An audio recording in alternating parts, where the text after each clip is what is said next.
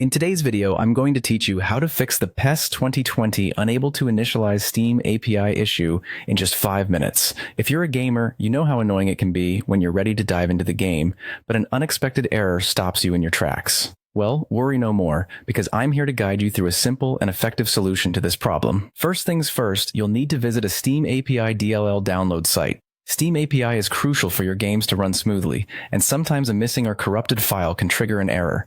By downloading a fresh version of this file, you're taking a proactive step in resolving the issue. Once you're on the site, look for the latest version that matches your system specifications.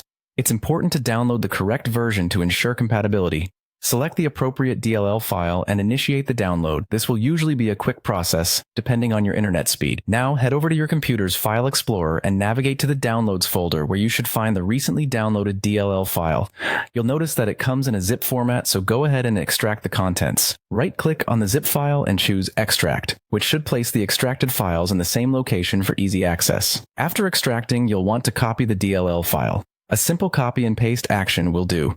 With the file copied, it's time to move to the next step. Accessing your C drive, open another window in File Explorer and locate the C drive, which is typically the main drive on your computer. In the C drive, find and click on the Windows folder. Once inside, navigate to either the System32 or SysWow64 folder. Which one you choose depends on whether your system is running a 32-bit or 64-bit version of Windows.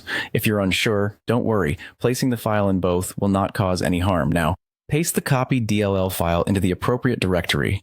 You'll need administrator permissions for this action, so make sure you have those privileges, or you'll be prompted for a password by the system. Confirm the paste operation and allow it to complete.